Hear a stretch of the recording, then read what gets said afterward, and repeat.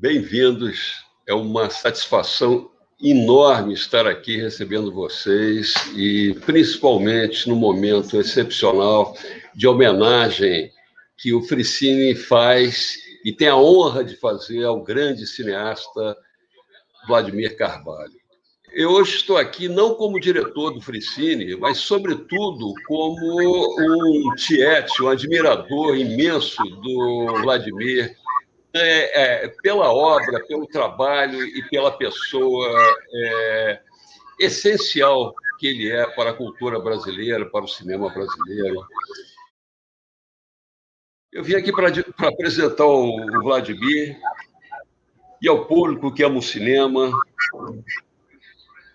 esse jovem paraibano de 86 anos. E tenho a satisfação de contar para essa apresentação, para essa homenagem, com a presença do Walter Carvalho, do seu irmão, do irmão do Vladimir, de Silvio Tendler, grande documentarista brasileiro também. E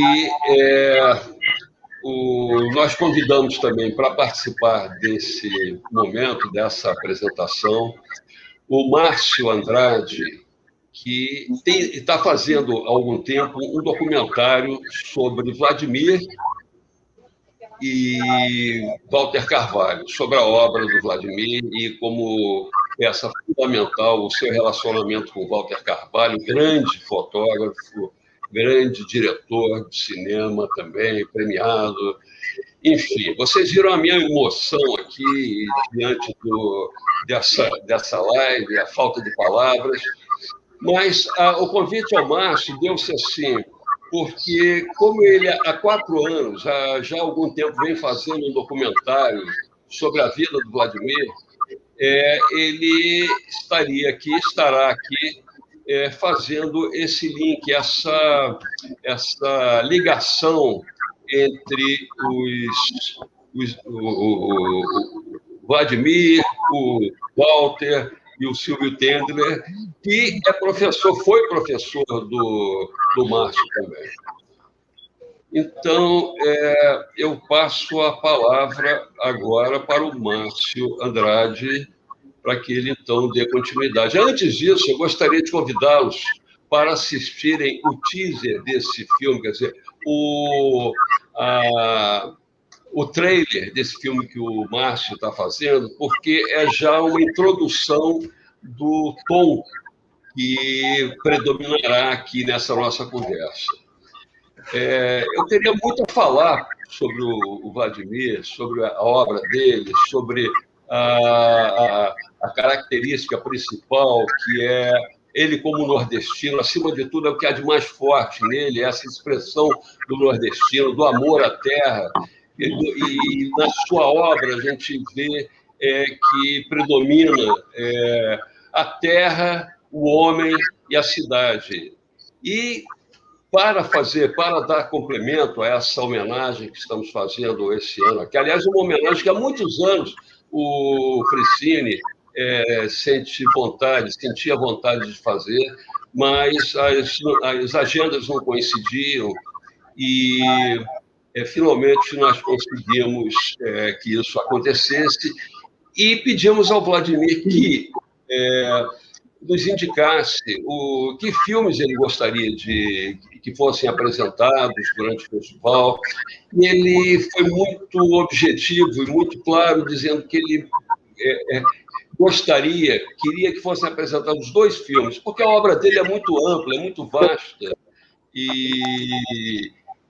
mas haviam 2 filmes que ele sentia, que ele sente, que sintetizam todo esse seu trabalho.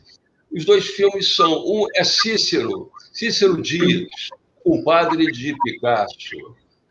Cícero Dias é um nordestino que ganhou o mundo e foi reconhecido, imagina, era íntimo de Pablo Picasso, uma obra, um reconhecimento internacional imenso. E o filme é realmente maravilhoso, é lindo e estará aqui, junto com outro filme, que também, segundo Vladimir, sintetiza essa visão do trabalho dele todo, que é Brasília segundo Feldman, que trata exatamente da construção de Brasília, dos candangos e de como é que da situação, o quanto de sacrifício, de dor, de esforço, né? O sangue, enfim, quantos mortos tiveram ali naquele momento, naquela fase de grandeza ao mesmo tempo, né? De criação de um novo momento para o país. Enfim, esses dois filmes estarão aqui sendo apresentados na sexta-feira, dia 18, às 20 horas. Né? Então, estão todos convidados. Eu passo a palavra agora, não, eu convido agora a assistirem esse trailer do filme que está sendo feito pelo Márcio Andrade, e a partir daí eu convido o Márcio a conduzir essa conversa de modo a que todos que o Vladimir, com seu irmão Walter, entre eles há uma relação muito forte, uma relação quase que de pai, ou verdadeiramente de pai e irmão, de filho, porque o Walter entrou no cinema por causa do Vladimir, e, enfim, é muito rico toda essa história. E o Silvio é um personagem assim, muito querido, que dispensa também qualquer apresentação. Silvio Tendler, grande documentarista, e o aceitou, assim como o Walter e o Vladimir aceitaram esse convite, e eu, por favor, passo para vocês. Peço que soltem o teaser, né, para que a gente possa, a partir de então, dar início, continuidade à nossa conversa, ao nosso encontro.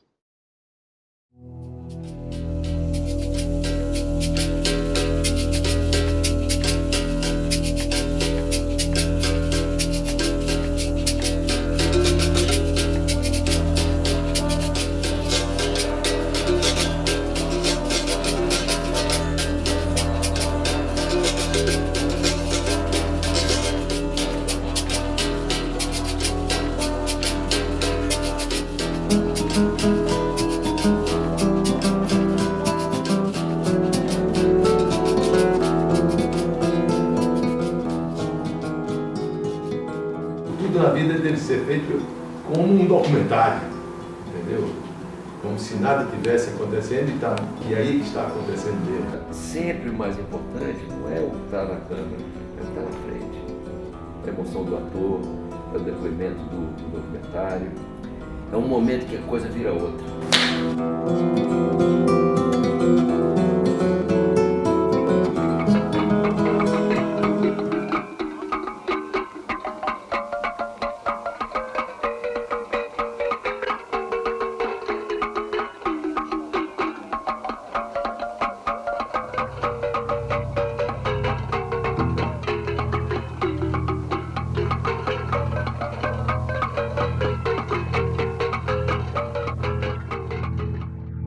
Não, acende, apaga essa merda.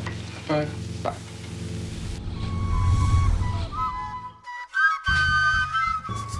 Em Brasília eu estou há 45 anos, mas eu tenho os pés fincados no Nordeste.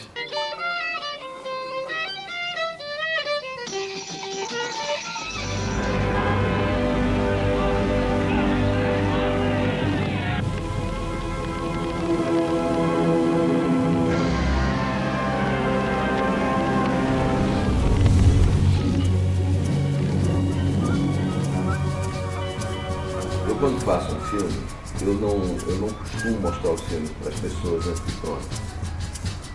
O cinema para mim é meio religioso, é meio religião, assim.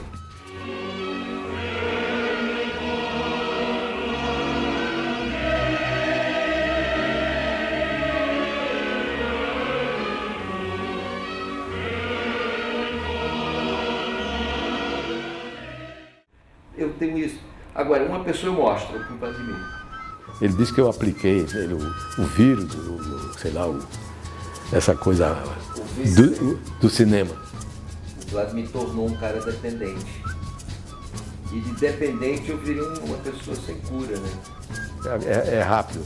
É como se fosse uma telepatia. Quando a gente filma, estamos ligados por um cabo invisível que vai de uma cabeça à outra.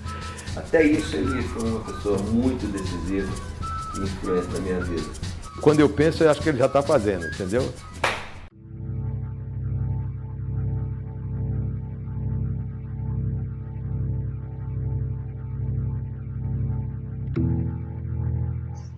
Oi, pessoal. Boa noite a todos. É uma honra aqui estar nesse dia que é praticamente uma festa para celebrar o trabalho do Vladimir Carvalho, junto com o Walter Carvalho, e junto com o Silvio Pênio, que é um mestre, foi dessa pessoa. E eu só tenho aqui a agradecer essa oportunidade, porque realmente não é todo dia que a gente consegue juntar esses três dias. Então, está realmente sendo uma grande felicidade para mim. E eu separei aqui e falei, cara, olha, o que eu vou falar, né, escrever? Só para esclarecer um pouquinho, esse teaser que vocês viram não chega a ser exatamente o teaser nem o trailer do filme. É só um teaser para participar do edital. Então, isso foi um material que a gente preparou, que a gente já estava no processo de elaboração do filme, que é, na verdade, uma conversa, né, com o Vladimir Carvalho e com o Walter Carvalho, um pouco sobre o processo de criação deles, como é que foi essa aventura e desventura pelo cinema desse país, né? Que, como o Valtinho fala, uma frase que ele deu um depoimento para a gente sensacional para o filme, se você juntar todos os filmes do Vladimir, é um filme sobre a desigualdade. E a gente vendo o trabalho do Vladimir, a gente percebe que todas essas esferas estão dentro do mundo dele, dos filmes dele, e a gente perseguiu essa trilha, né? E vimos que o Vladimir, no seu trabalho de anos, retratou a desigualdade desse país, realmente colocou na tela tudo que o país, às vezes, não queria ver. E isso resultou, às vezes, em perseguição, em censura. O País São Paulo foi um filme que foi 9 anos censurado. E, nesse processo de trabalho, né, foi uma grande aproximação desse mundo do Vladimir Carvalho, de poder conhecer, aprofundar mais o seu trabalho, conhecer um pouco da sua vida e também ter um contato também com o seu irmão, que é o Walter Carvalho, grande diretor de fotografia. E hoje a gente está aqui para bater um papo sobre isso, né?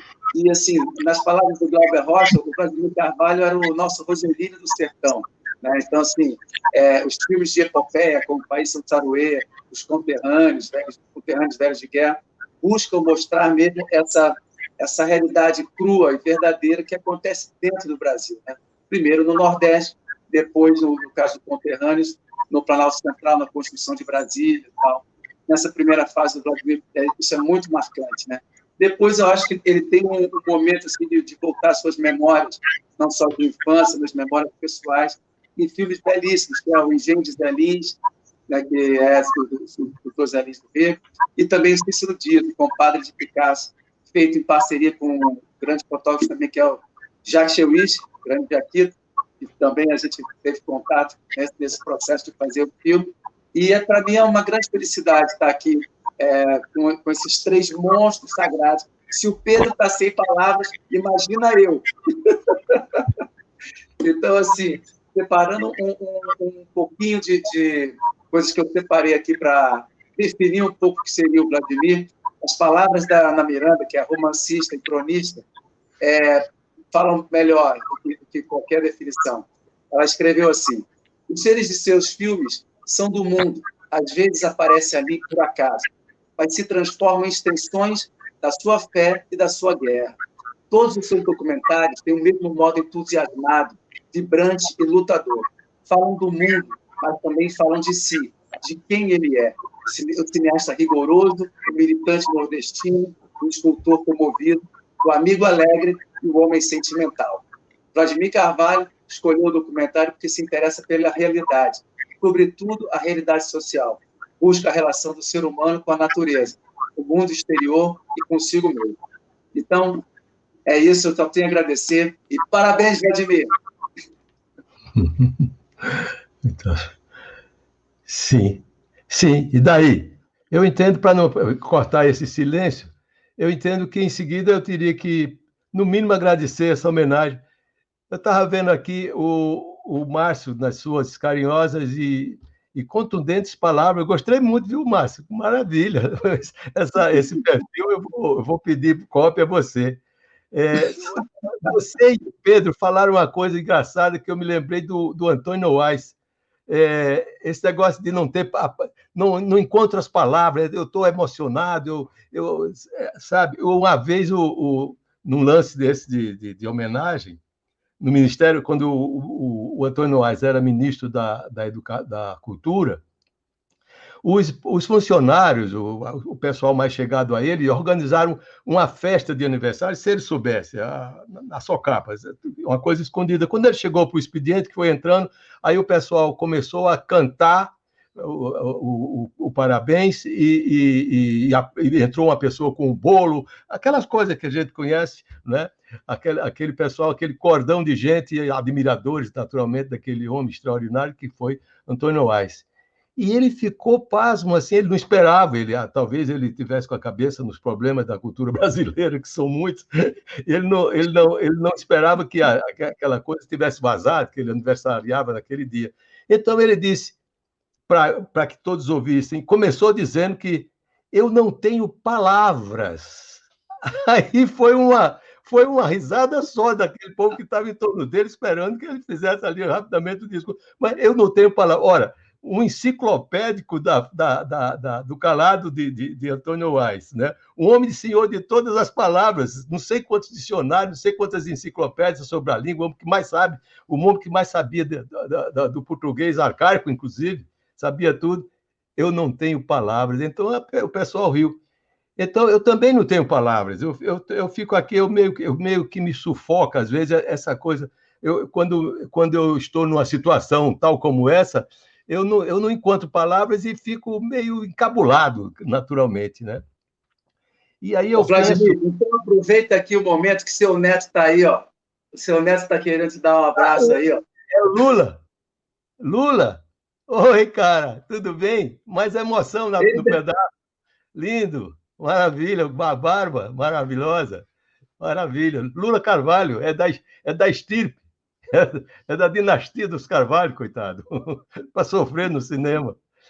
Mas, olha, eu dizia, essa coisa de homenagem, de títulos, de honrarias, etc., eu me lembro sempre, nesse momento, de uma coisa dita pelo Camões, Luiz de Camões, aquele do só tinha um olho, né? O Caolho, poeta, um homem, sobretudo um conhecedor, um homem que tinha a experiência da vida, foi guerreiro, foi tudo, mas sobretudo foi um poeta.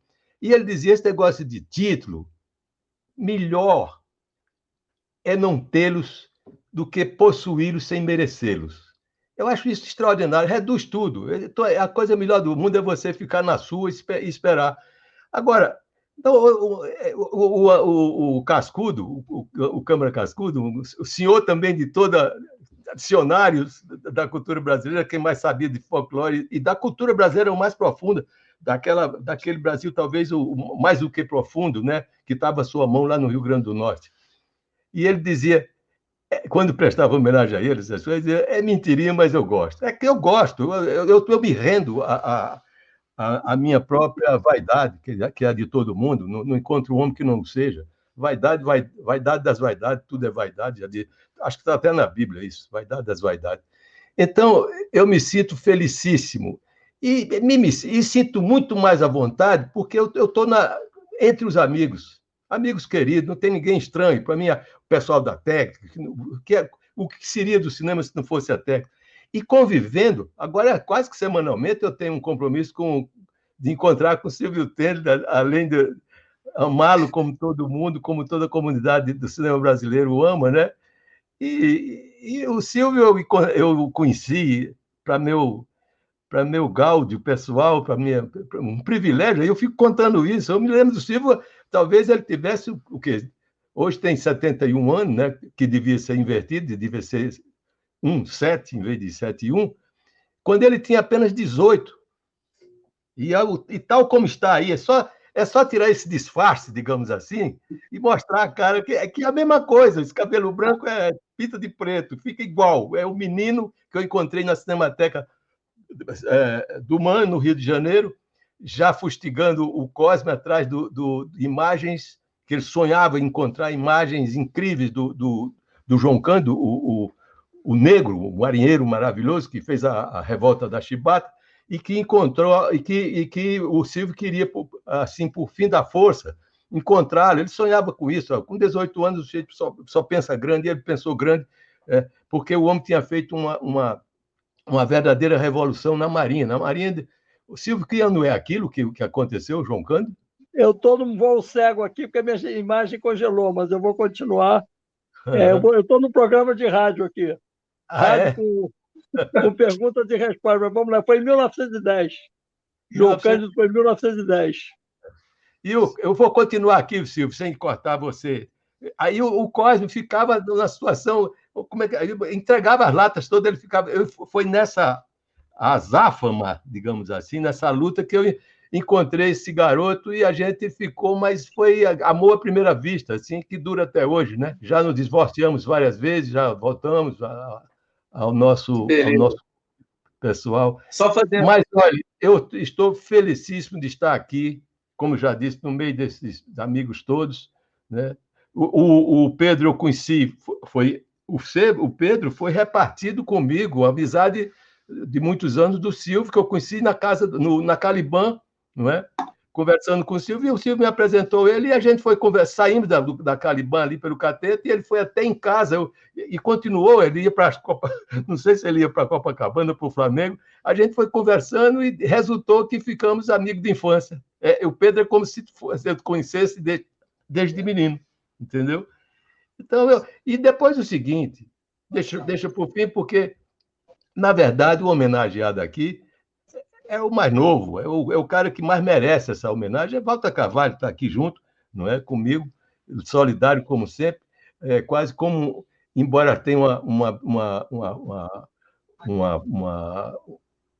digamos assim, um espaço de 13 anos de diferença de idade, é como se a gente fosse irmão siameses, que diz, né? Siameses, a gente nunca se aparta. Ele mora no Rio, mora em Brasília, mas difícil é a semana que a gente bate 3, 4 papos, e o papo com o Walter é 1 hora, 2 horas, o tempo flui, e a gente fica ali afogado ouvindo o Valtinho com as suas perquirições hoje, cada vez mais profunda. Ontem eu estava vendo um filme da Bessa de Paulo sobre o Mário Carneiro, viu, Silvio? E o Mário, ele queria, acho que ele queria levar as artes plásticas para o cinema.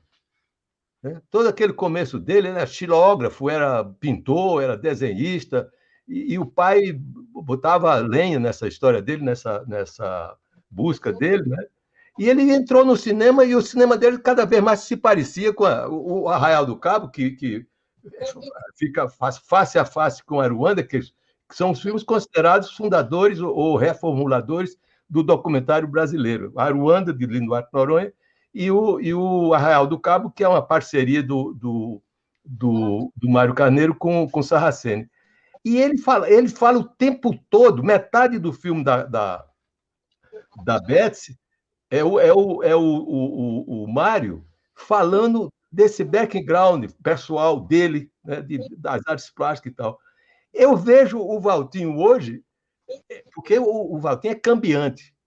Ele sempre foi múltiplo, ele nunca foi uma coisa só. Ele é tipo o Mário de Andrade, eu sou 300, entendeu? Ele não diz isso, mas ele é. Se ele não conseguir, ele vai, sei lá. Mas ele agora tem uma fase que ele tá quase que o contrário do Mário, ele está levando o cinema para as artes plásticas, entendeu? Ele pode muito bem explicar isso muito melhor do que eu. Eu escuto a busca dele, a pesquisa dele, constantemente ele me fala das coisas, mas fala com a maior espontaneidade, fica conversando comigo, olha, eu escuto aquilo embevecido, porque, na verdade, eu conheci Walter com 1 ano de idade, é diferente, né?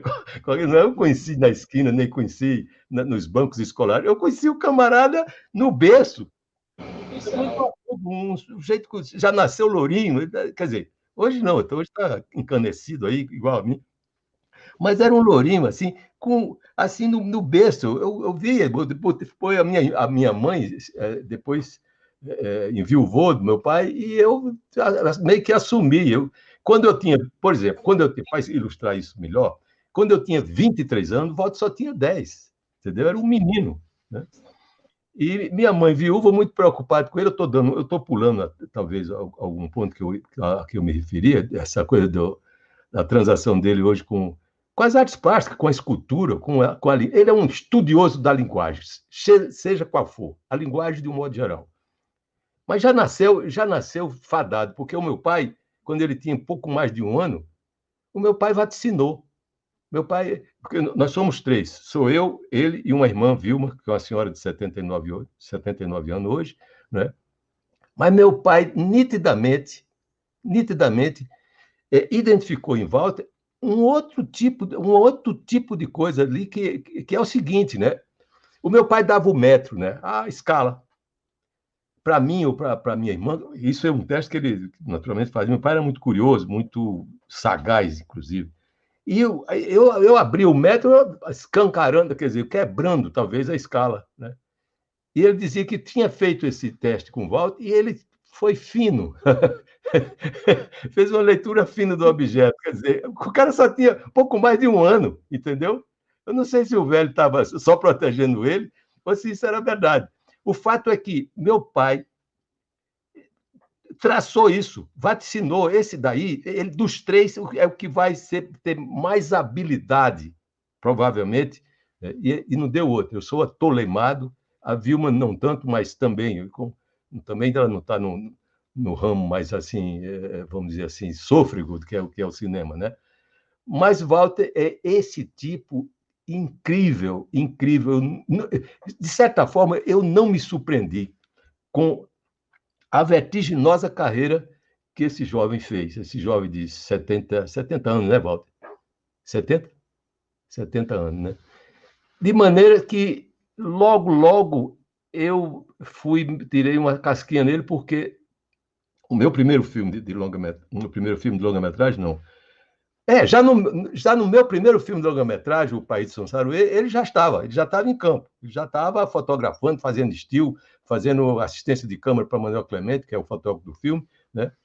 E foi com Walter que eu fiz o meu segundo longa-metragem, já foi ele que fotografou, O Homem de Areia, um filme da maior responsabilidade sobre um brasileiro das Arábias, um homem extraordinariamente importante na cultura brasileira, na política, compreendeu? José Américo de Almeida, um homem que fundou um ciclo inteiro de literatura, porque depois da Bagaceira, que é de 1928, é que vem o ciclo do romance social do Nordeste, né? Que eu li todo, Graciliano, Raquel de Queiroz, Elinho do Rego e tudo mais, né?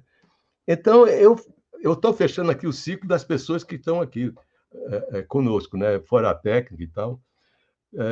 E fui do Silvio para Valtinho, de Valtinho para Mário Peixoto, porque eu vi que tem essa coisa. A escala do Walter, ela é ciclópica, ela é uma coisa assim, o Everest, para ele é pouco, entendeu? E me sinto sempre na companhia dele como uma pessoa... Eu sou um privilegiado por ser irmão dele. Então, Vladimir, vamos aproveitar essa presença, a presença tanto do Walter quanto do Silvio, que nada melhor do que comemorar entre irmãos e amigos. E os irmãos sempre têm algum segredo do outro irmão para contar, né? Então, Valtinho, com você a palavra. Deixa eu só fazer uma rápida correção aqui, que o Lula é sobrinho do Vladimir. Valtinho, com você. É sempre uma emoção, né? É sempre uma emoção quando o Vlad mergulha aí de falar das coisas dele, o tipo de sensibilidade dele e falar de mim também, né? é sempre, para mim, muito emocionante. Eu pensei que você ia dar a palavra para o Silvio, porque aí eu ia relaxar o meu coração para poder falar. Mas, na verdade, essa coisa do... Quando eu falo que o Vladimir me aplicou o cinema, e aplicou de forma subcutânea, né, o cinema, e eu virei um dependente. Porque para um garoto adolescente ser levado para as coisas que ele me levou, aquilo é uma certa covardia. Eu não podia fazer outra coisa na vida a não ser me dedicar a isso. Então, é nesse sentido que ele me aplicou o cinema e que me transformou num cara dependente. Eu acho que a primeira foto, né, quando o Vladimir uma vez me levou para a praia junto com um outro aficionado pela fotografia, um rapaz chamado Longuinho, eles foram para a praia para fotografar o mar à noite com a lua nascendo. E eu era muito pequeno, eu era pré-adolescente, e ele me levou para ajudar. Então eu vi ele com o Longuinho, com a máquina, com a Flex-Arret, tirando foto da lua nascendo, né? E depois, eu me lembro que nós passamos a noite lá, porque de manhã fotografamos eles fotografaram os pescadores passando na madrugada, assim, existem essas fotos até. E eu me lembro que durante a noite a gente comeu uma feijoada assim dentro aquela coisa na latinha, né? E eu fiquei o resto da noite com uma sede desgraçada e olhava para o mar e não podia fazer nada com aquela sede terrível. Isso, depois ele me levou para um fotoclube da Paraíba, que na época tinha fotoclube espalhado pelo Brasil, né? Na Paraíba tinha um fotoclube. Ele me levou também, eu não sei se ele estava mal intencionado, mas me levou lá, e lá ele e o Longuinho revelaram o filme, e eu vi pela primeira vez, quer dizer, eu vi fazer uma foto dessa natureza, e vi pela primeira vez uma foto aparecer a foto na banheira do laboratório. Eu acho que isso não me fez fotógrafo. Não é possível que isso tenha me feito fotógrafo. Agora, que teve uma influência na minha vida, não só de fotógrafo, mas com relação à imagem, até hoje. Até hoje eu tento entender o que é isso, né? O surgimento da imagem, né? Como se compõe a imagem. E aí vem a outra etapa, que quando eu fico um pouco mais, já depois da adolescência, ele me apresenta a ESG, porque eu queria fazer arquitetura, mas tinha dúvida, coisa de matemática, que eu era ruim em matemática e tal. Ele falou assim, tem uma escola no Rio, que chama ESG, Escola Superior de Desenho Industrial, que você podia pensar nela. E eu, visitando o Rio com uma peça de teatro do Pascoal Carlos Magno, o Festival Pascoal Carlos Magno, a gente veio com um grupo de teatro, eu fugi de uma das apresentações da peça e fui conhecer a ESG. Então, eu fui para o Rio, voltei para João Pessoa, terminei lá o curso e vim para o Rio, para a casa de uma tia nossa. Fiquei na casa de uma tia nossa e estudei para o vestibular e fiz a ESG, fiz o vestibular da ESG. Na ESG, um professor chamado Roberto Maia foi outra pessoa decisiva na corrida da fotografia, porque esse me ensinou a gostar de fotografia. E nessa de começar a gostar de fotografia e começar a aprender isso com o Roberto, o Vladimir me liga e diz, olha, vamos lá na Paraíba fazer um filme e você fotografa, que era uma excelência para um trem de ferro. Eu falei, Vlad, mas eu não sei fotografar, eu estou aqui aprendendo com o Roberto e tal, blá, blá, blá. E ele falou assim, não, vamos lá, porque se você errar, tu é meu irmão, não conto para ninguém. A gente aproveita e visita a nossa mãe.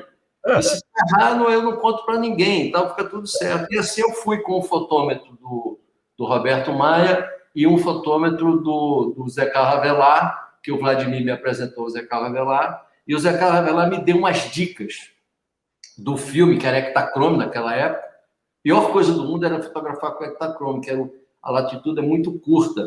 E eu fui com hectacrome, porque quando ele ia ampliar, você não fazia o internegativo, você passava direto para o negativo para ampliar o filme.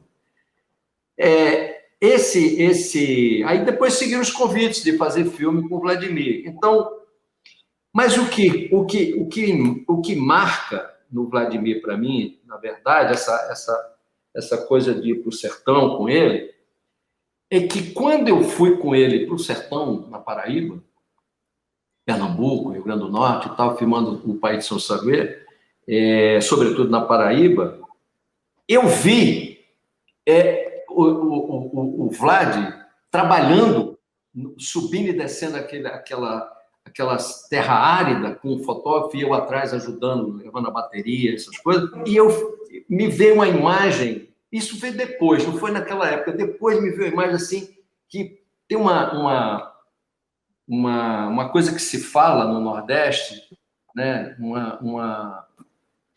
uma história que se fala no Nordeste, que a cabra, eles fazem um cercado no sertão, que embaixo da cerca, o arame farpado fica muito pertinho um do outro. E só em cima, mais alto do que a cabra, é que ele vai espacejando. Então, a cabra não tem como passar ali, porque senão ela foge, né? Mas a cabra, ela vai até a cerca e ela berra. Se o berro passar, ela passa. Compreende? Então, eu vi no Vladimir isso, essa coisa desbravadora.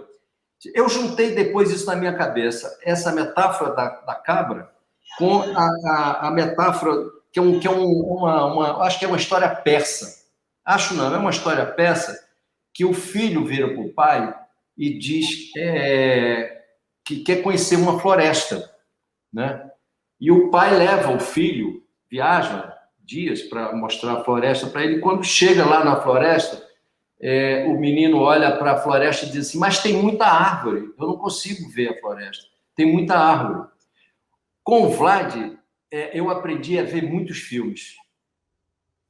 Entendeu? Se eu misturar a metáfora da cabra com a história persa, é a minha formação do cinema, né? Que depois vai se juntar à Cinemateca do MAN, etc, etc. Mas, basicamente, o que me fez ser uma pessoa ligada efetivamente a essa... tem uma outra história. Eu comecei a querer desenhar. Então, eu tinha 13 anos de idade, ele me apresentou um professor, que era um Raul Córdoba, que era um pintor da geração do Vladimir, um pouco mais novo, mas era da geração do Vladimir, e eu fui com 13 anos, fui estudar pintura e desenho.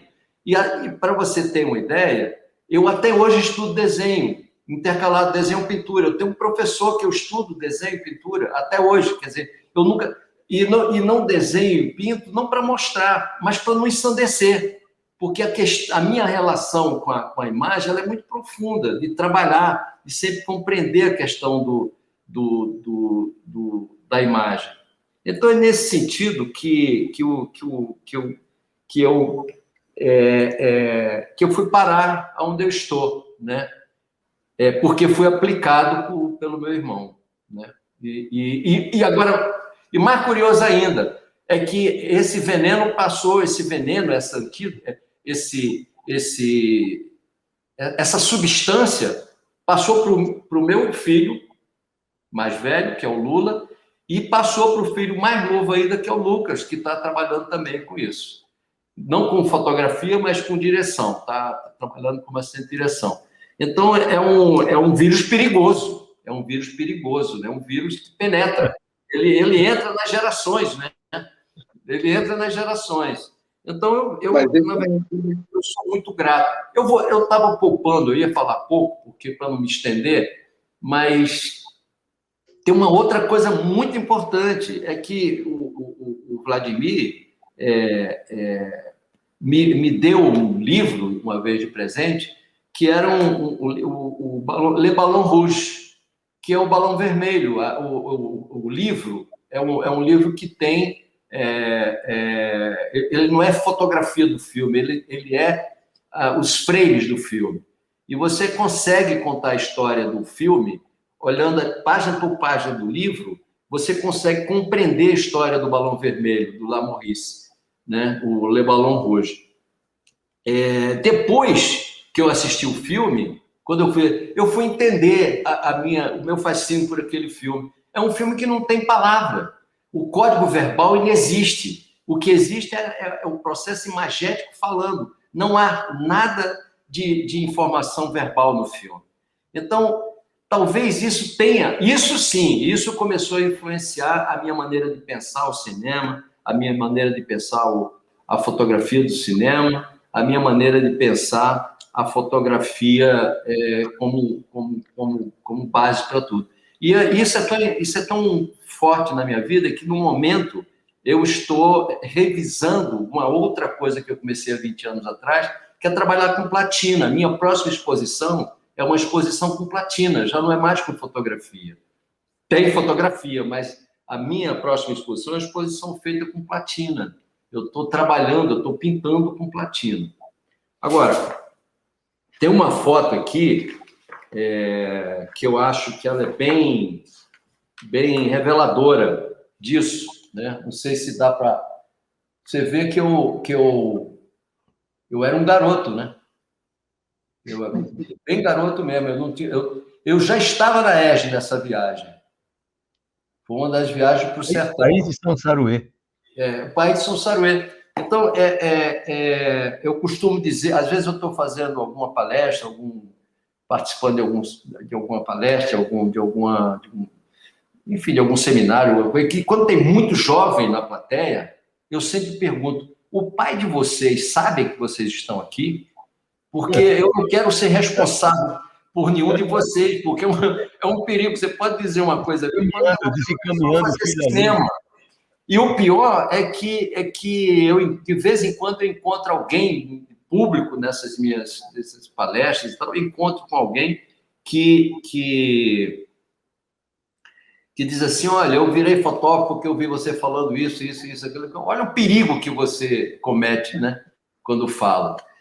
E nessa, você acaba indo para o Rio, né? Fui morar no Rio em 68, vim morar no Rio em 68, e aí você conhece pessoas como o Silvio Tendler, né? Trabalhei com o Silvio. Nós fizemos um programa, uma série para a Embrafilme, chamado Coisas Nossas. Eu era o fotógrafo do Silvio, né? Então, depois nos encontramos na filmagem do velório do Glauber Rocha, que ontem foi aniversário do Glauber, ontem, por sinal.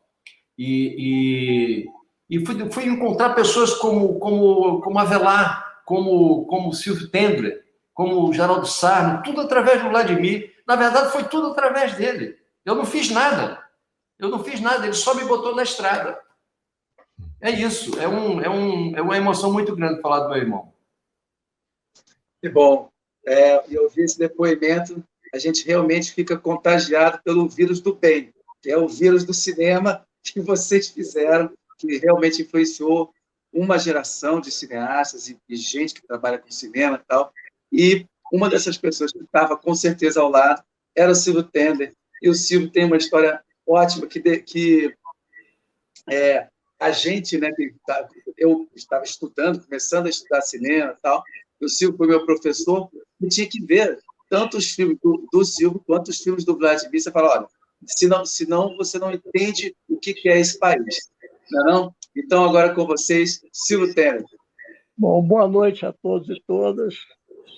É uma honra estar aqui com vocês. Eu agradeço muito ao Pedro esse convite.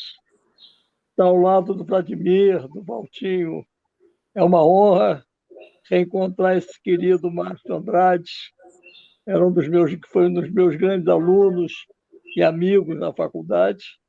Então, todo mundo está hoje aqui nessa sala. É a única pessoa aqui que eu não conheço, é a tradutora de Libras, mas é uma garantia ela estar aqui, porque ela traduz para a gente as emoções. Eu tenho participado muito de debates e paro de prestar atenção na cara das pessoas e fico acompanhando o debate pelas Libras. E é muito mais rico. É muito mais rico. Olha a cara dela. Olha lá, ela... É genial, é genial. Passe a fazer isso, vocês vão ganhar muito. Vocês vão ganhar muito. Aliás, eu eu organizei um movimento chamado Estados Gerais da Cultura, e um dos debates que a gente fez foi de artistas surdos, né? E foi um debate rico, maravilhoso. A gente vê surdos fazendo teatro, fazendo poesia, foi muito encantador. Então, eu estou feliz de estar acompanhando aqui a tradução do que eu estou falando. Mas estar aqui com o Vladimir, com o Valtinho, com o Márcio, muito bom, né, nesse encontro promovido pelo grande Pedro Cavalcante, grande literalmente, são quase 2 metros de altura, morou num apartamento de 600 metros quadrados em Copacabana e largou tudo para fazer cinema. Essa sala aqui é muito interessante. E eu, realmente, o Vladimir não me levou para fazer cinema, mas ele não tem essa responsabilidade. Mas ele tem a responsabilidade de ter me ensinado o modo de eu fazer cinema. Eu aprendi com ele a força e a importância do documentário, porque, na verdade, todos nós, quando começamos cinema, né, eu comecei cinema junto com o golpe de 64, o Vladimir, no dia que eu manifestei minha ira por aquele golpe, o Vladimir estava ajudando Dona Elizabeth Teixeira a sair do set de filmagem onde eles estavam contando a história de João Pedro Teixeira. Então, essa é uma dessas loucuras da vida. Naquele momento que veio o golpe e que foram presos deputados, sindicalistas, militares, militantes, estudantes, as primeiras reações contra o golpe vieram dos jornalistas e dos artistas. E aí surgiu Stanislau Ponte Preta, Carlos Heitor Coni e Teatro Opinião. E o cinema foi 64 também, o ano que Glauber lança Deus e o Diabo na Terra do Sol. E aí eu digo, eu quero ser igual a eles. E ser igual a eles praticamente seria ser um ficcionista. Então, o sonho da minha geração era imitar o Glauber, o Godard, o Leon, o Joaquim Pedro, né? Aquela geração de criadores, de inovadores, mas que eles transitavam as ideias através da ficção, né? E quando eu conheci o Vladimir, foi na Cinemateca do MAN e na Mapa Filmes, ele estava montando o Sertão do Rio dos Peixes, que virou o País de São Saruê, e na conversa com ele eu fui descobrindo um novo universo. E na Cinemateca do MAN, eu assisti o underground americano, o Cosme fazia aquelas loucuras, ele passava filmes que ninguém via de todas as partes do mundo, e eu assisti um filme chamado A Sexta Face do Pentágono, que eu vi como se fosse um filme americano. Muitos anos depois eu descobri que seria do guru meu também, o Chris Marquer. Ele e o François Reichenbach filmaram os estudantes marchando contra o Pentágono, contra a guerra do Vietnã, aqueles militares todos saindo de dentro do Pentágono, e os estudantes enfrentando, e uma menina dizendo: essa história mudou minha vida e também mudou a minha. Eu também tinha provavelmente os mesmos 18 anos que a protagonista do filme, e aí eu fui no caminho do documentário. Eu descobri um outro cinema que não era aquele que a gente jovem almejava. A gente queria ser ficcionista, né?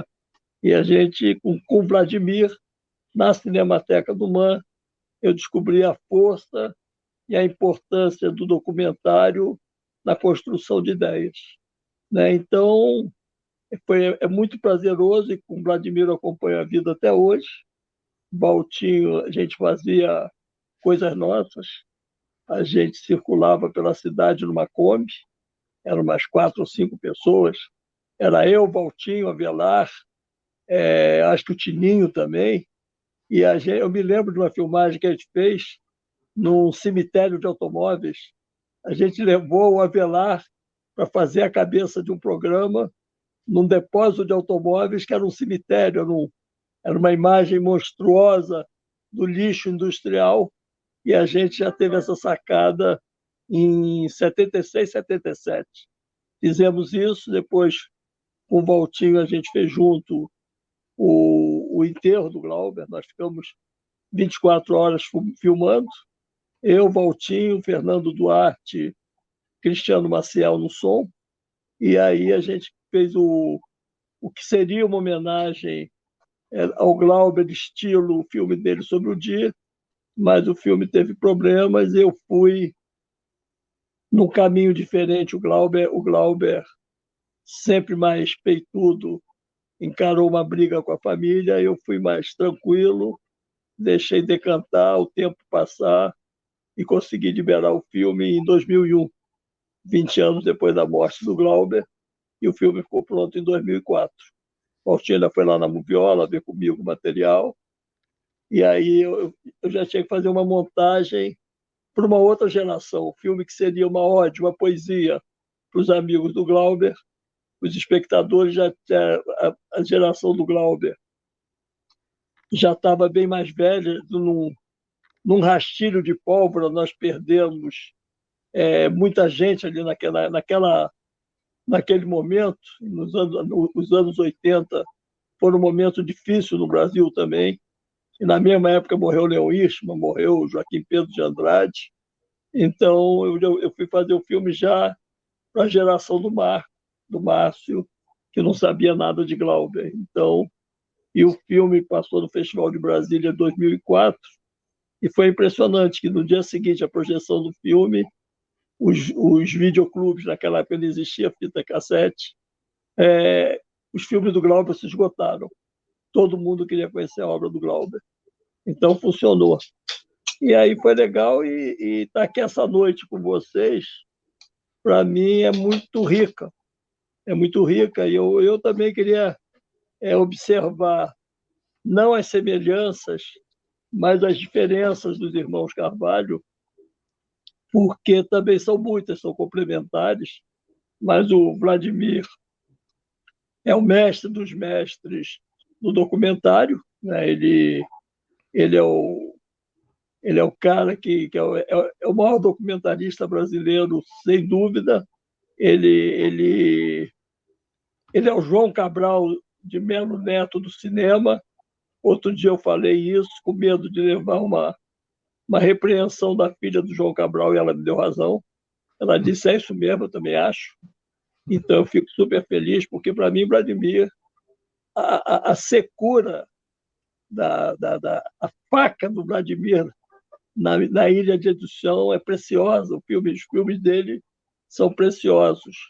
Aliás, amanhã nós vamos passar no Cineclube da BI o filme do Vladimir, que eu acho que é uma obra primíssima. Convido vocês a darem uma fugidinha do Flicine e assistirem Teotônio, o filme que ele fez sobre o Menestrel das Alagoas, que é um primor como filme, com planos, com sequências absolutamente maravilhosas e inesquecíveis. Mas quando eu falo das diferenças dos irmãos Carvalho, eu vi nas filmagens que o Márcio fez na casa dos dois, o Valtinho é o craque da luz, né? O Valtinho é o mestre da luz, é a nossa infiltração na ficção, né? Ele é um cara que tem a luz fabulosa. Tem um filme que foi feito em que a diretora ela dá a mesma história e o mesmo set para 5 fotógrafos para construírem aquela cena. E os fotógrafos reconhecem que a melhor luz, a melhor construção é do Walter Carvalho. Se ele quiser, ele fala isso. Se ele não quiser falar, que vocês descubram. Mas é maravilhosa, a luz dele é maravilhosa. E eu observei na filmagem que o Márcio fez que a casa dos dois é parecidíssima. Os dois estão sentados na frente de uma coleção de arte popular. A diferença é que o Vladimir é documentarista, a parede da casa dele é branca. E o Valtinho é fotógrafo de cor, a parede dele sei lá, é vermelha, salmão, não sei. Mas as duas casas são iguaizinhas, a iluminação que é diferente. Uma é documentário, a outra é ficção. Então, eu estou muito feliz de estar aqui nesse encontro e vou ceder a palavra a quem de direito. Muito obrigado, boa noite. Então, Valtinho, a provocação que o Silvio colocou, eu vou acrescentar uma aí. A ideia é, na verdade, estabelecer no filme, né, essa conversa entre Vladimir e Walter é como se fosse um espaço só. Né? Então, assim, o Silvio percebeu muito bem que ele é craque, é mestre também, o Vladimir é mestre também, vocês estão 3 mestres, e assim, uma pergunta que todo mundo pensa, né? Vocês participarem e realizaram filmes que marcam a história desse país, né? E hoje em dia, quando a gente pensa no artista, né? Qual a posição do autor e do artista, do realizador na cultura desse país, a gente fica pensando o que o artista tem que se posicionar, né? Como é que ele tem que se posicionar? O Marcelo Rubens Paiva fez um artigo muito legal na Folha de São Paulo, acho que ano passado e tal, perguntando por que os conservadores odeiam os artistas. E ele mesmo responde, porque incomodamos, porque atrapalhamos, somos do contra, como era Van Gogh, como era Rimbaud, e como vocês, de determinadas maneiras, cada um do seu tempo, do seu jeito, da sua maneira, fazem provocações, né? Fazem questionamentos e trazem essa visão maravilhosa que o Vladimir tem, esse pensamento fantástico que o Silvio tem, essa luz incrível que o Valtinho tem. Então, eu vou provocar vocês aqui e perguntar qual é a função do artista hoje, né? Será que os filmes que vocês fizeram e o cinema hoje, o audiovisual, a série, o documentário, ainda é capaz de transformar o mundo? Eu acho que primeiro, eu queria dizer que eu fiquei muito feliz com essa observação do Silvio sobre as 2 casas, né? Uma casa é ficção e a outra é documentário. E a observação de que tem objeto de arte popular é muito curiosa. Agora, a diferença dessa arte popular da casa do Vlad para a minha é que o que está na casa dele, pelas paredes, pelo chão, ou sei lá onde, não precisa fazer isso não, amor. Não faça isso não, que te chama atenção, por favor. Aí, o que está lá nas paredes, no chão, etc., é feita por ele. É feita por ele. O Vlad pega a madeira e tem aquela habilidade com os formões do meu pai de construir, descobrir, tirar dali de dentro um santo, um animal, um cangaceiro, etc. E as minhas não, as minhas são de artistas que eu adquiri, né? Então é engraçado isso. Eu não tenho essa habilidade. Mas adorei essa coisa de uma casa vermelha e uma casa branca, e que uma casa de ficção e outra é documentário. Essa eu vou ficar para mim, essa eu vou guardar para mim, né? Essa eu vou guardar. Pode ficar. Agora, eu acho, Márcio, que a função do artista, para mim, é provocar. Provocar. Eu acho que a função do artista é colocar em instabilidade qualquer situação.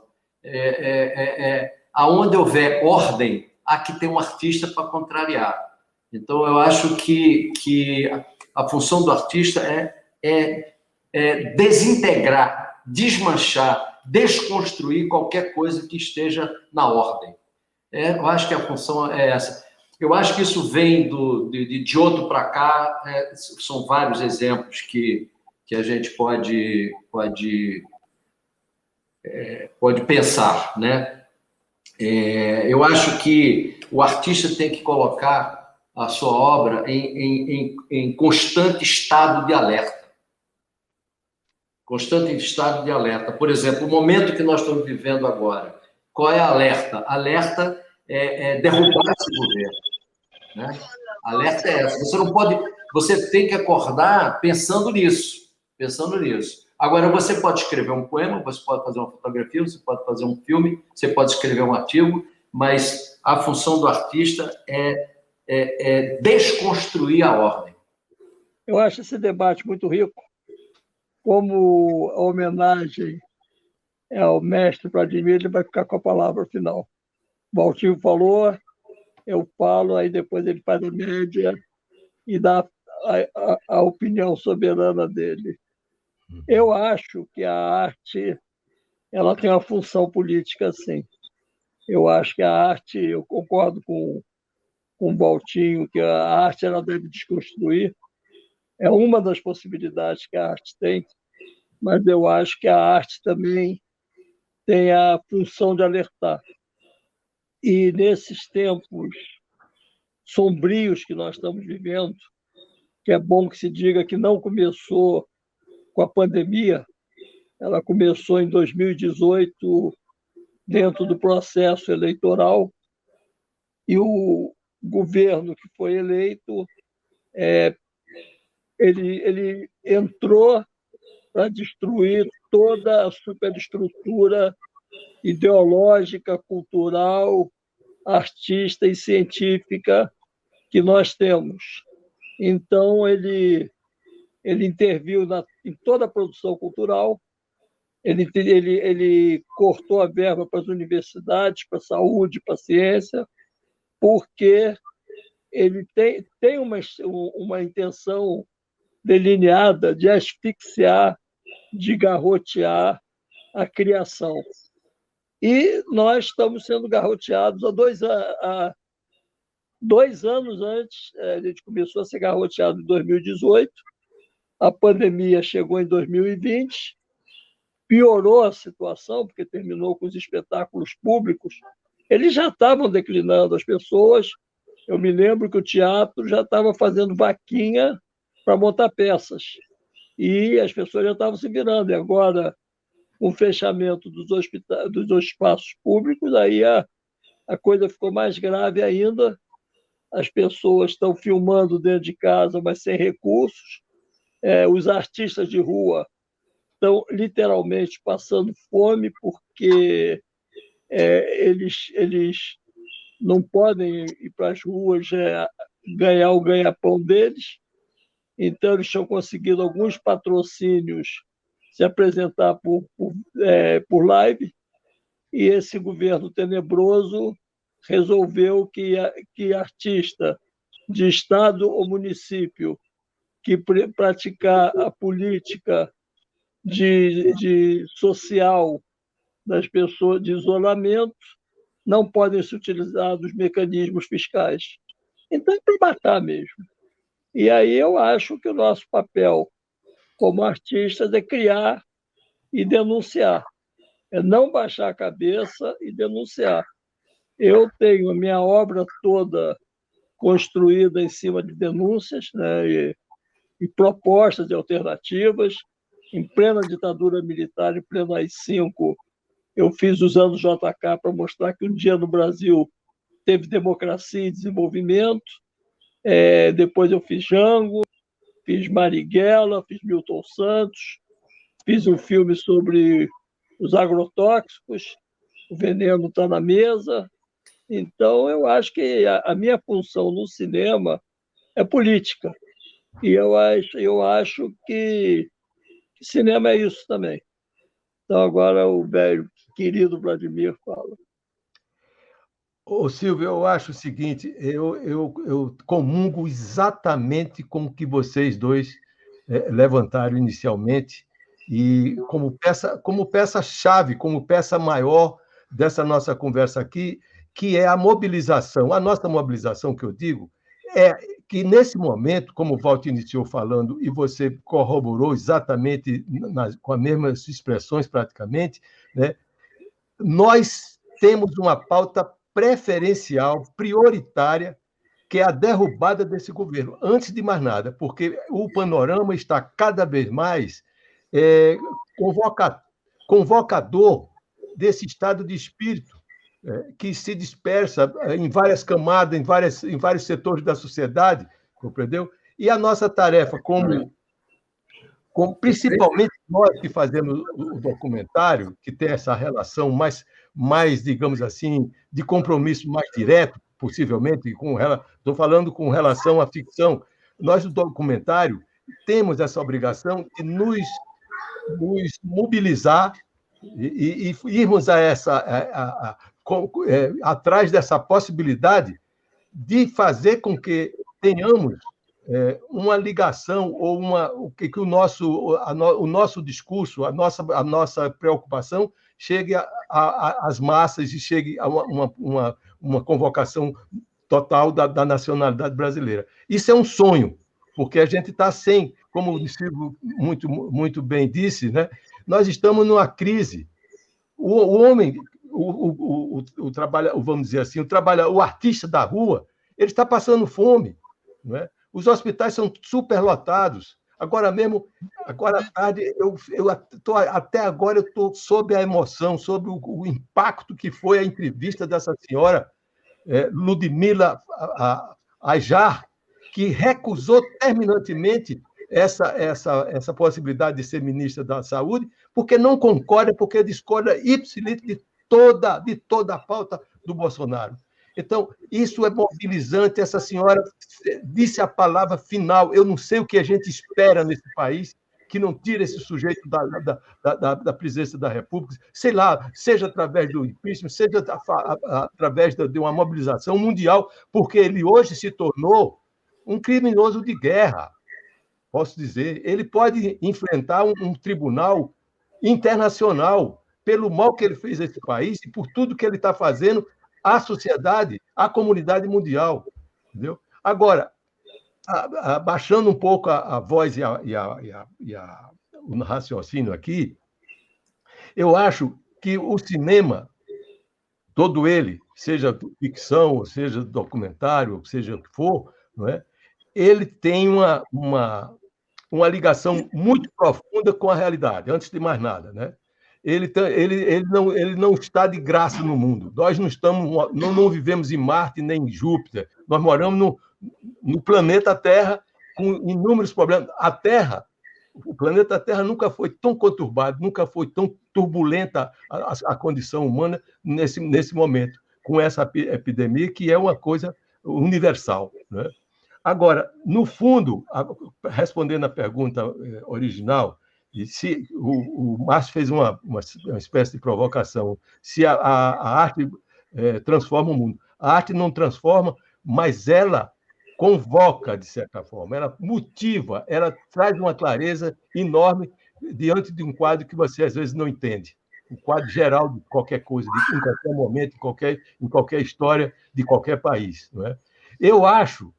Eu me posiciono, pode ser que eu nunca tenha conseguido isso, desvestir, mostrar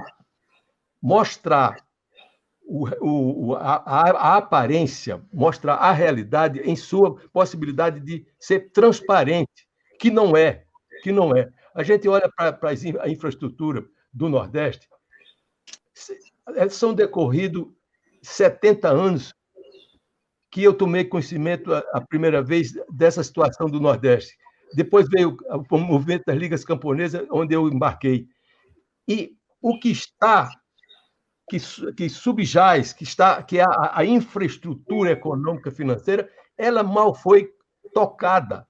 Eu fiz O País de Sansaré, hoje é um filme que mostra o sertão como se fosse um museu dele mesmo, né? Porque a forma ela mudou. Você anda no sertão, você encontra o que eu, pelo menos, nasci no centro de Boiadeiro, chamado de Itabaiana, na Paraíba, não é?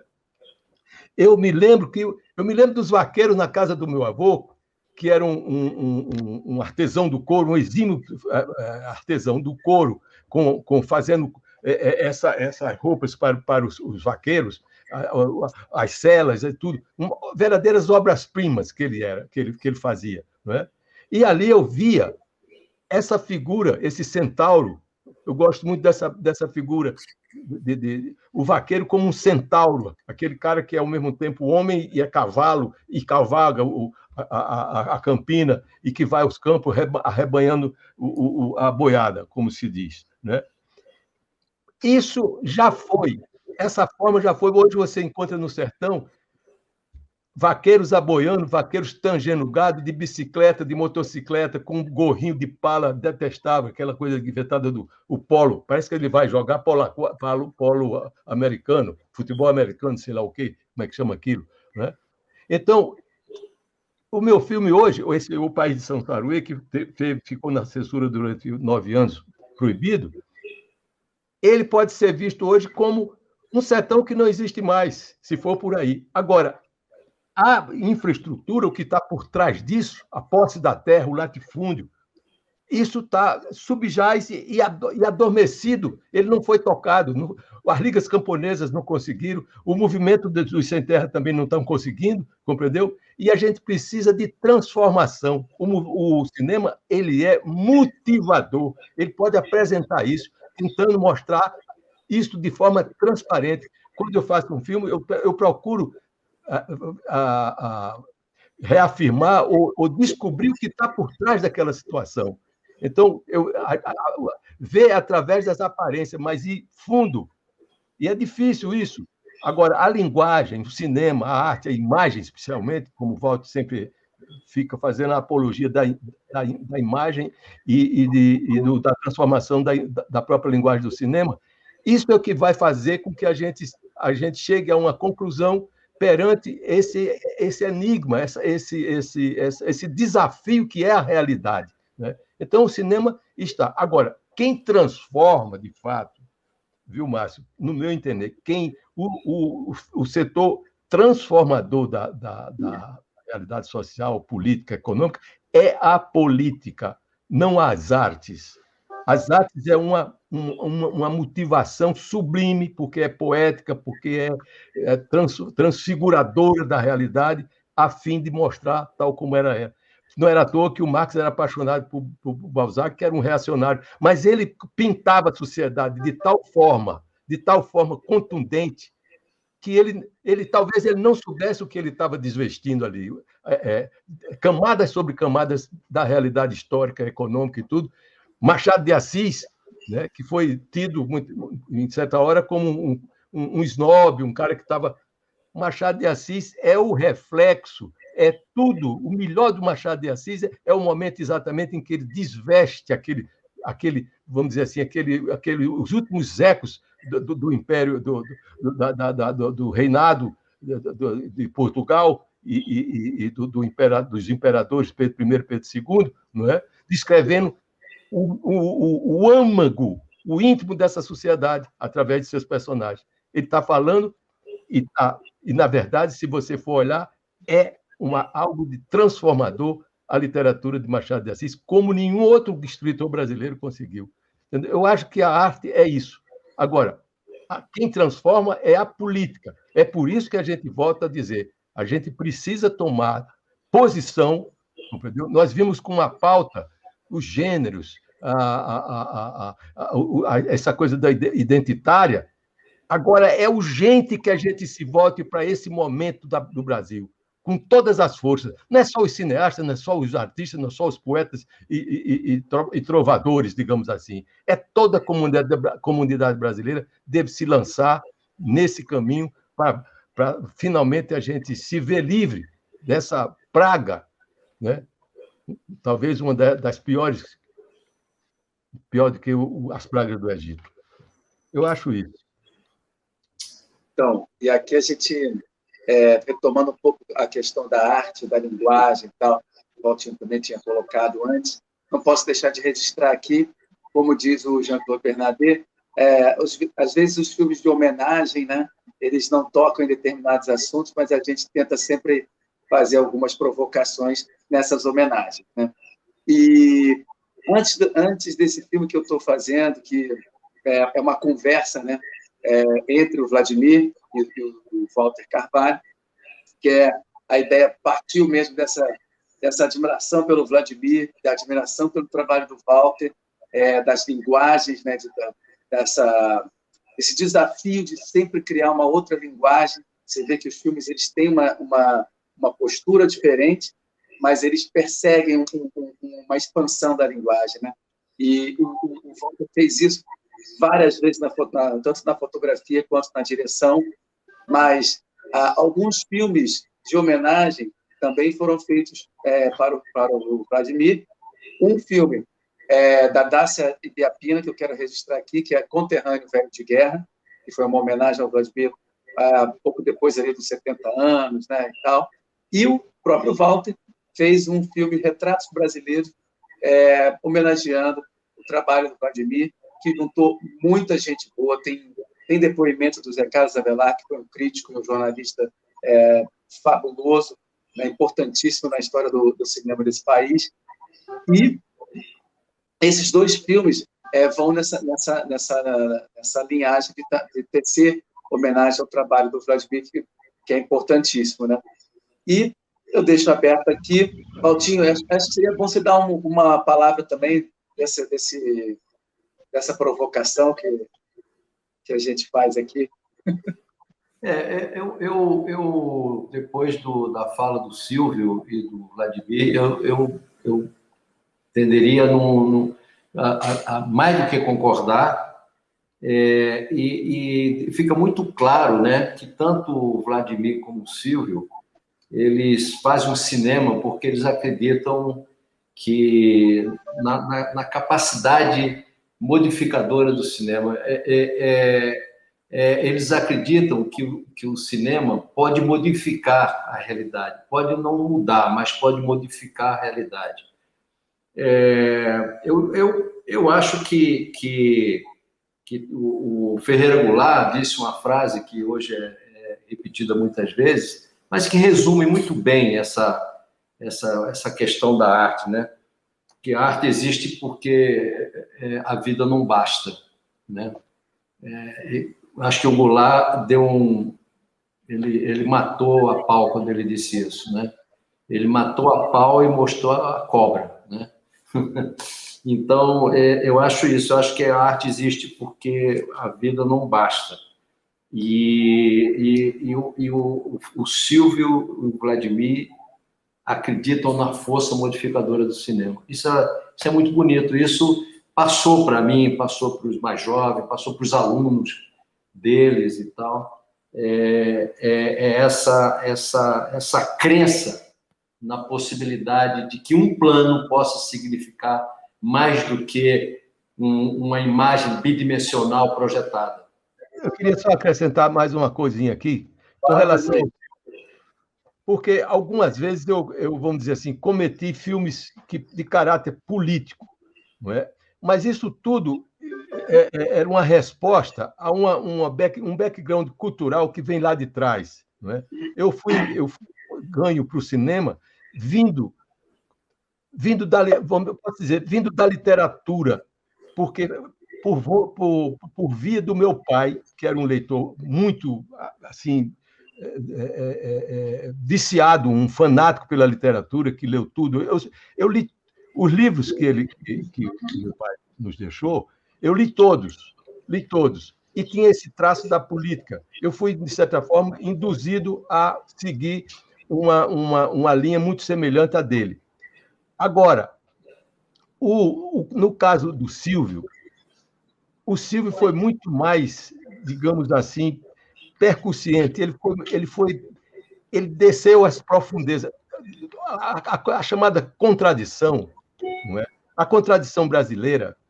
O Silvio teve, não sei se a sorte, não sei se o desígnio, mas finalmente ele conseguiu. O que ele pôs na tela tem um valor extraordinário, porque com o Jango e com os anos JK, ele disse para que veio.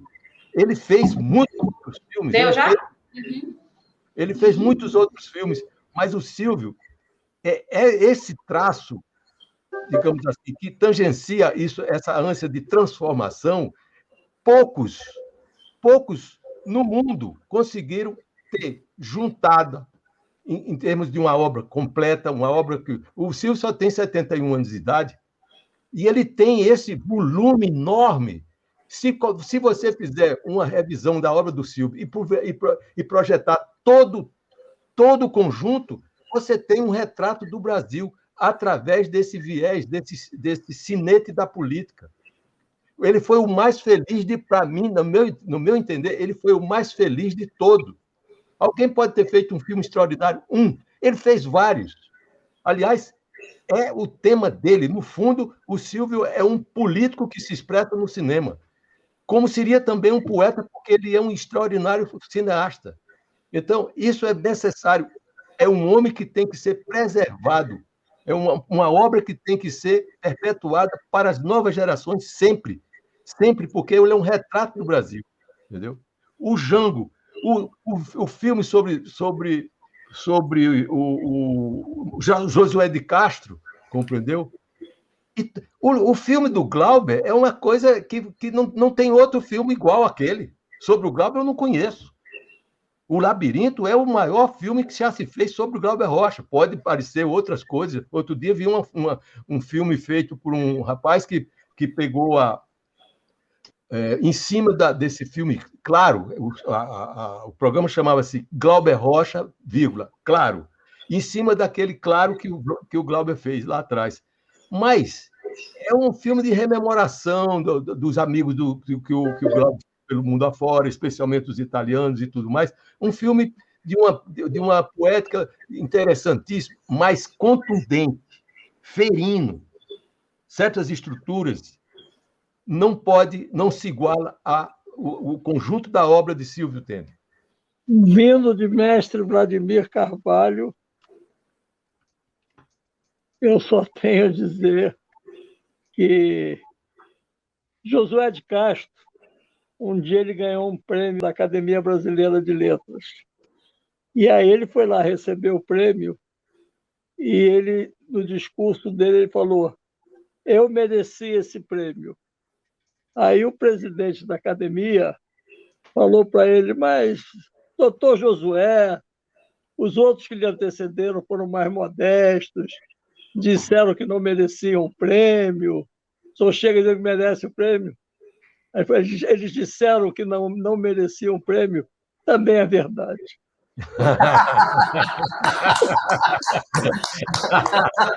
Ótimo, maravilha. Muito bom. Muito Vladimir, bom. Obrigado pelas suas palavras, você sempre me emociona. Muito bom, muito bom. Maravilha, maravilha. Gente, estou me pedindo para fazer uma pergunta aqui, que é para falar, assim, saber de vocês quais os filmes do Vladimir que vocês preferem. Né? Então, assim, é uma pergunta difícil nesse momento, eu sei, mas de repente, quem quiser comentar rapidinho. Olha, eu cada filme no seu devido lugar. Né? Eu acho que a obra do Vladimir ela é absolutamente seminal. Ele é o João Cabral do cinema brasileiro. Eu não estou falando do documentário, estou falando do cinema como um todo. Ele é absolutamente seminal e eu gosto dos filmes do Vladimir um a cada momento. Eu gosto do Bolandeiras, acho um filme maravilhoso. Eu gosto do País São Saruê, absolutamente maravilhoso. Eu adoro o Engenho de Zé Lins. Eu adoro do Teotônio Vilela. Cada filme dele tem o seu momento. Eu adoro a ousadia dele de ter feito Renato Russo, né, ter feito o Rock de Brasília. Eu adoro... Ele tem filmes que são absurdamente lindos. Ele tem um trabalho que pouca gente conhece, que é maravilhoso, com Ariano Suassuna, e um trabalho com Manduca também. Eu acho que, quando a gente sair dessa pandemia, a gente podia juntar isso tudo numa sessão não stop e ficar num Woodstock vladimiriano uma semana vendo o filme. Essa é a minha proposta. Maravilha. Valtinho quer comentar um pouquinho dessa pergunta que pediram para a gente fazer aqui, dos filmes? Não,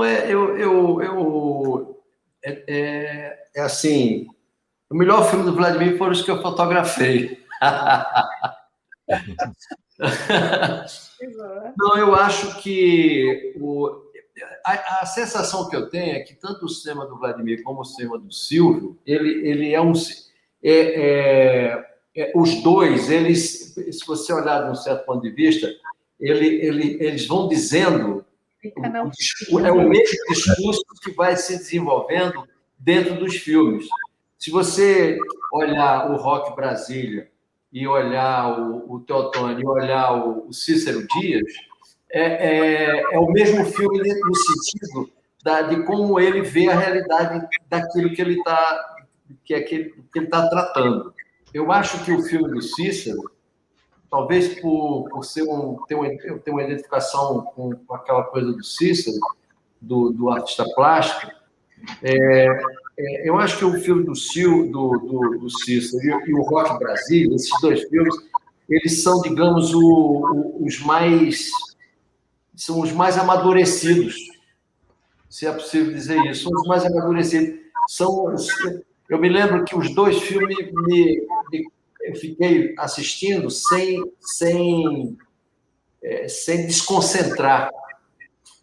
Sem desconcentrar. Tem um discurso interno muito... E tem uma modernidade na maneira de falar. Agora, para mim, é muito difícil, como irmão, dizer, né? Assim, parece que eu estou elogiando, tal. Por isso que eu falei essa brincadeira de que os melhores filmes dele foram os filmes que eu fotografei. Na verdade, o primeiro filme que eu fotografei na vida, que foi O Silêncio para o Trem de Ferro, que é um filme dele, eu fotografei para descobrir o que era fotografar no filme. Né? Ainda mais a partir da prerrogativa que ele falou, que se eu errasse, ele não contava para ninguém, porque era meu irmão, né? Então, na verdade, eu fui testar. Olha a história do Silêncio para o Trem de Ferro, é uma coisa muito louca, porque eu fui testar comigo mesmo como é que fazia. E aí eu ganhei um prêmio de fotografia com o filme. Aí eu passei o resto da vida tentando provar para mim mesmo que eu sabia aquilo que eu não sabia. Essa é a história do Silêncio para o Trem de Ferro para mim. Entende? Então é muito difícil falar assim do filme, tal filme. Eu acho que os filmes do Vlad, eles vão se completando. Eles vão quase que um filme só, né? Quase que um filme só. O Silvio tem um pouco dessa característica, né? E ao mesmo tempo que vai de um filme sobre o agrotóxico, ou sobre um personagem, né, da história. Então, uma vez eu fiz um filme com o Vlad, que é um filme sobre a natureza. Chama Naturalmente. É um filme chamado Naturalmente. Paisagem Natural. Desculpa, Paisagem Natural. Desculpa. Paisagem Natural. O filme chama Paisagem Natural. A gente foi filmar bicho. Nós fizemos um filme de bicho, de animais no Planalto Central, entende? Quer dizer, uma coisa difícil de falar. No entanto, ele conseguiu encontrar dentro daquela proposta dele uma poesia daquele filme, entendeu? Por causa de um caçador. O filme se resume tudo num caçador na minha cabeça, o que eu tenho ainda na memória do filme. Paisagem Natural. Paisagem Natural naturalmente, entende? É isso que Então, eu acho que é um formador de gerações dos filmes, de ambos os cineastas, eu acho. Isso está presente muito na obra do Vladimir, né? De influenciar gerações, assim, tanto com a força política que tem os filmes, quanto com a poesia que também tem os filmes. Né? Isso está muito claro. Essa ideia do Silvio aí é ótima, de que, para quem ainda não conseguiu ter tempo para mergulhar nesse universo que é os filmes do Vladimir Carvalho, é legal de pegar alguns filmes, não importa se está em sequência de tempo ou não, para você ver como é que as construções do documentário conseguiram realmente retratar não só a dificuldade, as diferenças, as desigualdades desse país, mas também as coisas bonitas, a poesia. Esse Paisagem Natural é um filme incrível mesmo. O Valtinho falou que são só imagens, né? Então, assim, remete muito ao cinema silencioso, né? Então, assim, mostrando as paisagens do Cerrado, os bichos, né? E muitos desses bichos até já estão em extinção mesmo, e é uma paisagem riquíssima, e o Vladimir, como um mestre, como o Silvio colocou, soube retratar esse país como ninguém. E parabéns. Eu tenho insistido, né? São 23 ou 24 filmes realizados até agora, né? E tem outros na agulha, claro, né? O esforço é grande. Agora, o Walter, ele está sendo muito modesto. E eu diria uma coisa, só para fazer aqui um gracejo. Uma vez, há pouco tempo atrás, num encontro com Cláudio Assis, aí a gente fica aquela coisa de pernambucano com paraibano, aí insulto vem, insulto vai, aquela coisa toda. E eles fazem o seguinte: a sua obra-prima chama-se Walter Carvalho. Isso aqui é verdade.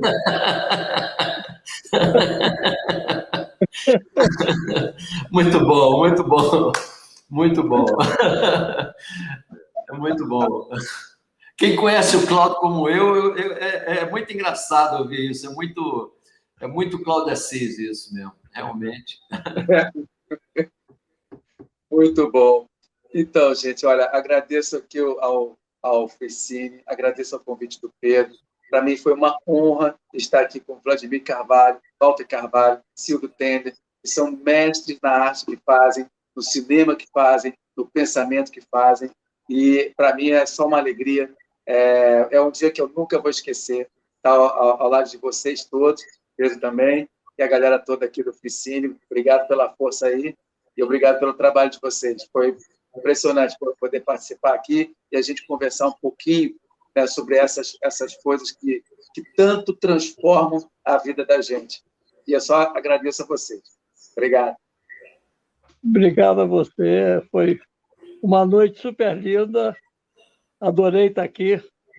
E o que mais me surpreendeu foi a definição da menina quando falou na obra, que ela explicou, pode fazer filme sobre pessoas, sobre natureza, e ela fez assim, como se fosse uma salada. Então, eu entendi melhor a minha obra a partir da menina.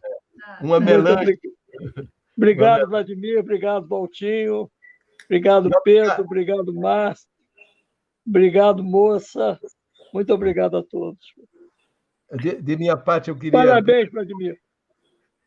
De minha parte, eu queria mais uma vez agradecer a Pedro Cavalcante, que virou meu amigo de infância, o mais recente de todos, com a sua simpatia, com as suas palavras carinhosas e profundas, que foi a apresentação que fez, não é? E fazer aqui um anúncio, uma autopromoção. Nesse festival do Pedro estão os filmes o Cícero Dias, do Compadre de Picasso, e o Brasília, segundo Feldman. Quem não conhece, por favor, faça o favor.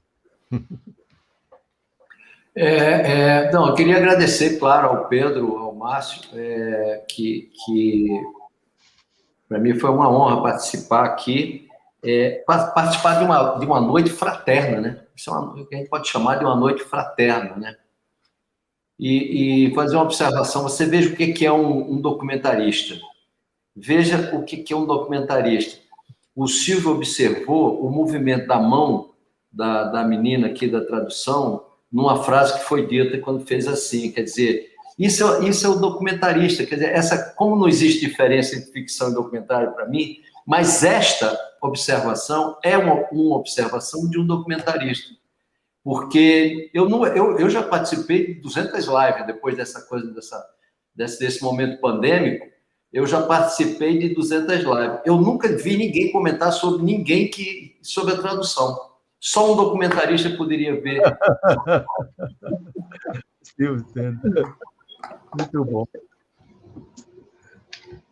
Muito obrigado, viu? Para mim foi uma honra. Obrigado a você, ao Márcio, Pedro, ao Silvio. essa coisa fraterna que aconteceu aqui hoje. Quero agradecer imensamente a todos vocês, me surpreenderam. Se no início eu fiquei sem palavras, eu agora já tenho a palavra. Um muito obrigado, puxa vida.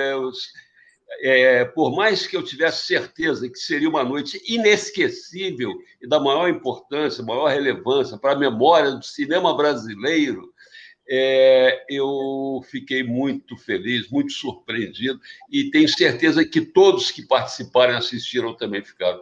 Muito obrigado a vocês, Vladimir, muito obrigado, Silvio Tendler, Walter Carvalho, Márcia Andrade, e a moça da Muito bom. Muito bom, gente, né? Parabéns, Vladimir. Parabéns. Um abraço grande. E vamos assistir o Cícero Dias, o compadre de Picasso, na sexta-feira, 20 horas. Estamos todos aí, gente. Muito obrigado. Tchau, gente. Boa noite. Obrigado, Vladimir, Silvio, Valtinho, a moça, Pedro. Obrigado a vocês. Tchau, Márcio. Tchau. Valeu.